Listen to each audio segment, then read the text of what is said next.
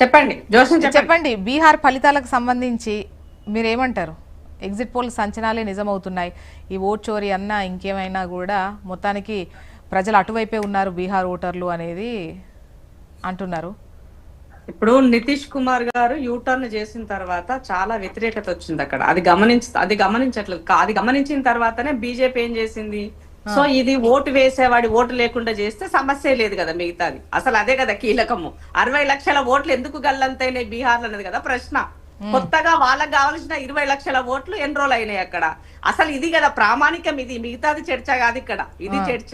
ఇది వదిలేసి మిగతాదంతా మనం మాట్లాడుతున్నాం. సోదరులు అసలు వాళ్ళకి ఏమంటారు, ఈ ఇన్ని సంవత్సరాల పాలనలో 20 సంవత్సరాలు ఇలాంటి వ్యతిరేకత లేదు, బ్రహ్మాండంగా ఉంది, బ్రహ్మరథం పడుతున్నారు అని చాలా చాలా మాట్లాడుతున్నారు. కాబట్టి నేను ఏమంటానంటే ప్రజలు తెలుసుకోవాల్సింది ఒకటే, గెలుపోటములో అనేది దేనిపైన ఆధారపడింది, ఓటు పైన ఆధారపడింది. వ్యతిరేక ఓటు వేసేవాడి ఓటు ఎత్తేసిన తర్వాత ఎక్కడ తన ప్రభావం చూపించాలి, ఎక్కడ తన ప్రతిభ కనపరచాలని అడుగుతున్నాను నేను.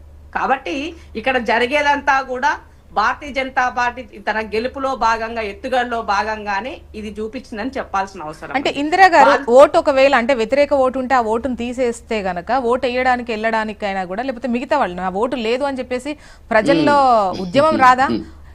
ఇప్పుడు 60 లక్షలు అన్న చోట 25 లక్షలు యాడ్ అయ్యాయి. 40 లక్షలు వేసుకోండి, 40 లక్షల మందివి అన్ని కూడా వాళ్ళకు వ్యతిరేకమైన ఓట్లయితే నా ఓటు హక్కు పోయింది, నేను ఊరుకుంటానా?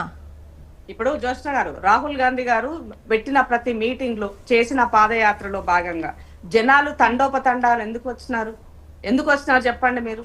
సో వాళ్ళలో ఉన్నటువంటి ఆ యొక్క బాధ, వాళ్ళు అక్కడ బాధితులు వాళ్ళు కాబట్టి అది అర్థం చేసుకోవాల్సిన అవసరం ఉన్నది.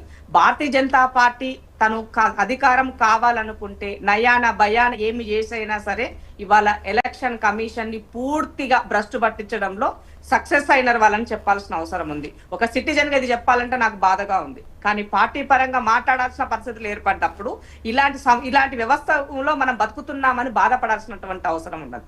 ఎందుకనంటే ఓటు ప్రామాణికం. బీహార్ లో 154 స్థానాల్లో ఎన్డీఏ కూటమి ముందంజలో ఉంది.